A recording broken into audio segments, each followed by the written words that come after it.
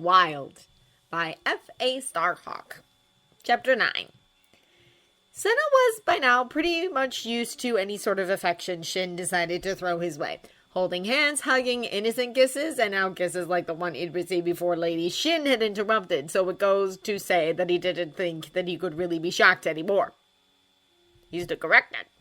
Shen was holding him in a warm embrace, showering him with hot kisses, and pressing up against him in a way that made Sena's breath catch in his throat. Shen seemed to realize that he was tense because he slowed down, his kisses becoming lighter and sweeter, trying to coax Sena to relax. It worked astonishingly fast. Shyly, Sena began leaning into the kisses, softly returning them without nearly as much vigor as Shin, but the fact that he was returning them at all seemed to spur Shin on. It wasn't until after Shin pulled away to catch his breath for a moment that Sena realized the other boy's hands had slipped under his shirt, methodically running up and down his sides while Sena's own hands gripped tightly at his shoulders. Sena. Shin murmured, his voice hot and sweet. Sena, he whispered again, all coherency lost as he trailed his lips down Sena's neck. Sena moved one of his hands from Shin's shoulders to the back of the older boy's head, gripping at his hair lightly and pulling Shin's lips back up to press against his lips. His mind was blessedly empty for several long minutes. All of his senses were engulfed by the boy in front of him, and it was short-circuiting his brain. Reality came crashing back when Shin pulled away once more, a more intense look than normal in his eyes. Sena, I love you. Shock flooded through him and he froze, mind whirling as he processed the words. Love? Maybe he shouldn't have been so surprised. Shin had been telling him that he liked him for a long while now, but could his feelings really have grown into love? Would he be doing this with you if he weren't in love with you? A voice in his mind, which strangely enough sounded like Haruma, asked him. And would you be doing this if you didn't love him? The answer scared him. No. Sena, are you alright? Shin pulled away and worriedly cupped Sena's face in his hands. I... Sena tried to calm himself down, but now that his mind had started up again, it couldn't seem to stop throwing thoughts out at him. Did Shin really know what love was? He'd only been back for almost a year. How would he know? What if he only thought he loved Sena? What if this was all a huge mistake? Shin pursed his lips together and cocked his head to the side. Takami says that, according to the way I act around you, I must really like you. Really liking someone isn't loving someone. But there's more to it than that. Shin leaned forward and rested his forehead against Sena's. I hate it when you're not around. When you are around, I'm really happy. I love you. Seijuro! Sena moved his hands from Shin to clasp them in front of himself. Your mother... This isn't about my mother. It's about us. Shin furrowed his eyebrows, looking somewhat distraught. How do you feel about me? I really like you, Seijuro, but... But what? Sena lowered his eyes and attempted to stay calm as he tried to think of an answer that wouldn't alert Shin to their oncoming separation. Damn it, I wish I knew how to deal with this sort of thing. I need some time to figure everything out. Is that all right? He asked timidly, and Shin nodded as he affectionately ran a hand through Sena's hair. Of course. But don't make me wait too long, he said with a small smile that made Sena want to confess everything right then and there. The only thing holding him back was the knowledge that in 3 months' time, they'd hardly have time to see each other anymore. He didn't know which one was more cruel, to keep his feelings to himself, or to allow Shin to become even more attached to him before they became segregated. But at this moment, the lesser of the two evils seemed to be the first choice. He just hoped he wasn't making a huge mistake with this. He slipped out of Shin's room before his somewhat imminent mental breakdown could occur and rushed towards his own room, hoping that he could figure everything out as long as there was nothing around to distract him. Once he had locked himself in the relative safety of his room, he began to pace, sporadically running a hand through his hair as he tried to clear his mind. Okay, so we kissed. Nothing strange about that, he murmured. And Seijuro says he loves me, and I think I might love him too, which maybe sort of, even though I don't have a basis of comparison. But in several months, I'll be going back to working at the stables, and Seishiro's going to be busy with his studies and whatever else his mother throws his way. We won't have any time for a relationship. Sena could feel his cheeks heating up at the thought, and he quickly tried to shake his suddenly warm and fuzzy feelings away without much success. In any case, it would be better if we just stayed friends. Then the separation won't be as bad, right? He wrung his hands together worriedly. But if Seijuro gets me alone again, then I might blurt everything out. He pursed his lips together and narrowed his eyes in thought. I guess I'll just have to keep myself from being alone with him then. It'll be for the greater good, and I'm sure that if his mother knows I'm trying to make the separation less painful, she'll at least think about helping me. He nodded to himself, fairly certain that his plan would work, and if it didn't, well, he'd think about that when the time came. For now, he would have to ask if Lord and Lady Shin would be willing to help him for the sake of their son's feelings. Avoiding Shin, to the best of his ability, at least, since there was no way he could completely avoid him, was probably the stupidest idea he'd ever had in his entire life. Not only because it made him feel like some sort of spineless coward, but it also made him feel awfully lonely. He'd be with Shin during his lessons, and sometimes for a couple minutes afterwards, before Lord or Lady Shin came along to sweep their son away, and he had to find something to occupy his time before he died of boredom. It wasn't easy, especially considering that by now he was used to spending hours of free time with Shin, so usually he'd just end up hanging around Suzuna wherever she was, occasionally helping her with her chores and moping. Sulking isn't going to help your situation, she'd tell him after he sighed one time too many. This is only happening because you're letting it happen, so why don't you just ask to spend more time with the young master? Lord Shin would allow it. But wouldn't that make me seem wishy-washy, like I can't just make up my mind? Sena tended to mumble in response, and Suzuna would roll her eyes. But if you're this depressed about only seeing him for the majority of your waking hours anyways, imagine how he feels. Sena could imagine, and it made him feel devastatingly guilty, as if he'd just killed someone. Operation Try and Avoid Seijuro was abandoned after not even 2 full weeks in action, much to Lady Shin's disapproval. Shin just seemed to be happy to be around him all the time once again, wearing a content smile on his face whenever his lessons ended, and he was free to do as he wanted without someone dragging him away.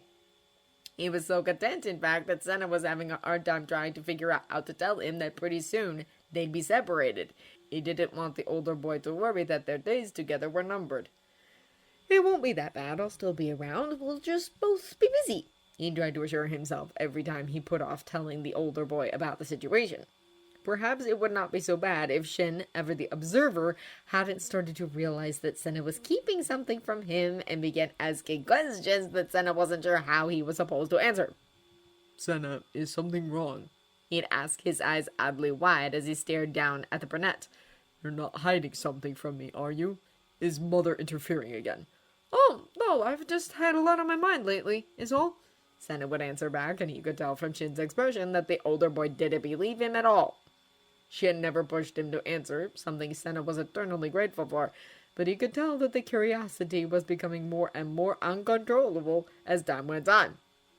A week before Shin's first-year anniversary, Sena had taken to helping Suzuna out with her chores again, because despite all of Lady Shin's grand plans for her son's celebration, she refused to hire anyone else to help, and Suzuna was getting overworked. He had been taking some things outside to throw in the compost when he crossed paths with his father and paused awkwardly. "Hey, how have you been?" he asked slowly, and his father shrugged his shoulders. "Pretty busy, you know, the usual. How we doing?" "I'm doing well. By the end of this week, I'll be back home and doing my old job again." "I see." His father turned to leave, then paused. Sena, another one of those letters arrived for you this morning from Hiruma." "Really? I'll come by and pick it up when I have some free time." It was probably just one of Hiruma's normal updates. He'd read it when his life settled back down. It was several days before the first-year anniversary of Shin's return when Lord Radchenko arrived at the Shin Manor, seemingly in better spirits than he had been the first time Sena had met him during Christmas, but even so he still managed to give Sena the creeps. He was too busy helping Suzuna out with her chores and preparations to keep a cautious eye on him most of the time, but whenever he did manage to catch a glimpse of the man, he tended to be hanging around Shin. That irked him for some reason, but he didn't comment on it for fear of Suzuna prodding him into action. Besides, it wasn't like Rodchenko was doing anything wrong by keeping his young relative company, even if it just didn't seem right to him. Too bad Suzuna seemed to notice his feelings anyway, reading them as though they were an open book. Lord Rodchenko sure is around the young master a lot, isn't he? She began conversationally the day before the celebration.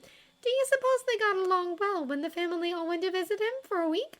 Sena shrugged his shoulders, and Suzuna took that as a sign to go on.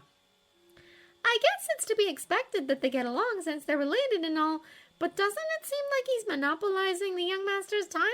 What Lord Rodchenko does in his free time doesn't concern me. Sena answered evenly before turning back to the pile of potatoes he had to peel. Doesn't concern me, Suzuna mimicked with a roll of her eyes. What he does might not be your business, but the business of the other half of the current dynamic duo is. Oh? And why do you think that? Sena asked as calmly as he could manage, and Suzuna just gave him a pointed look and a dramatic sigh in response. Suzuna not believing him wasn't that big of a deal, though, because really, even he didn't believe himself. But that didn't mean he was going to let himself hurt Shin on such a high emotional level. Besides, after tomorrow, we'll hardly have any time together. We wouldn't be able to keep up a relationship. He seemed to be thinking along those lines a lot lately, and then another thought would come unbidden. Yes, but isn't it better to have loved and lost than never to have loved at all? Sena bit his lip and tried to keep himself focused on the tasks at hand without much luck. Seijuro isn't emotionally mature enough to go through heartbreak. He may be older than I am, but he still hasn't been around people enough yet to be completely developed. Or so he kept telling himself. The following morning, Sena woke up extremely early to help Suzuna with her breakfast preparations, although he hadn't been able to attain much sleep the night beforehand due to overthinking everything. Being as tired as he was, it wasn't all too surprising that he ended up tripping over his own 2 feet, bumping into Suzuna and causing them both to fall over, tipping over a couple chairs on their way, only to land in a precarious position on the floor. They stayed still for several moments, both of them just happy that they hadn't bashed their heads off of a countertop on the way down. Ow! Suzuna groaned, breaking the silence abruptly. It feels like I landed on a rolling pin. I think that's actually my arm. It's round and uncomfortable, same difference. Now get off, you're heavy. You're not exactly light as a feather either, you know. I'll be amazed if my arm doesn't get bruised. Sena replied, his lips quirking upwards in an amused smile that Suzuna easily returned. Then they heard a stifled gasp, and they both turned, paling at the sight they beheld. Shin was standing in the doorway to the kitchen, and he did not look happy. Sena, he began, eyebrows furrowing as he tried to find the words that would properly describe how he felt. Sena and Suzuna quickly rolled away from each other and stood up. Seijuro, this isn't... You love Suzuna. Shin stated darkly. What? No, that was just an... You never liked me. Would you listen to me for a second? I just tripped! It doesn't mean anything! Then why haven't you answered me yet? Shin took several large steps forward and gripped Sena's shoulders harshly. Why don't you tell me how you feel about me? His hands began to shake, and Sena could feel the tremors through his clothes. It's been months. Why haven't you answered me? Because I don't want to hurt you, Sena replied earnestly. Then you really don't love me. Seijuro, I don't want to hurt you because tomorrow I'm going back to my old job, and who knows how often we'll be able to see each other. I can't. He was starting to tear up now, and he took a deep breath to try and calm himself down. It'll be too much if I finally confess, only to have to leave right after. I can't handle that. He slipped out of Shin's loosening grip and hightailed it out of there, knowing it wouldn't take too long for Shin to realize his feelings after that awkward heart-to-heart. As he ran out of the kitchen, he passed by Lord Rodchenko, but he was too preoccupied with his own thoughts to care that the man had probably heard everything. He needed some time to cool down, straighten out his thoughts. He'd basically made his feelings known now, despite his best efforts, so he needed to think things through in a less stressful environment. He needed to go home. He zipped out of the manor and down the main road, wondering if Shin would be following him, hoping that he was. He reached his house quickly and walked inside, heading for his bedroom out of habit. It was silent, his father was still at work, and his mother was probably out shopping, so there were no sounds to distract him as he sat down on his bed, intent on brooding until he could contemplate no longer. Instead, he ended up falling asleep. He woke up several hours later, feeling rather out of sorts, and he ran a hand through his hair tiredly, somehow feeling more exhausted now than he had before. I should go back to the manor. Seijuro deserves a better explanation than the one I gave him, although Suzuna's probably told him everything by now. He stood up and stretched his arms over his head before trying to pat away the wrinkles that had developed on his clothing. His eyes slowly started moving around his room, landing on an envelope on his bedside table. Oh right, Iruma sent me a letter. He picked it up and ripped the envelope open, lazily scanning the contents, before pausing and rereading it more thoroughly, eyes going wide. Fuck!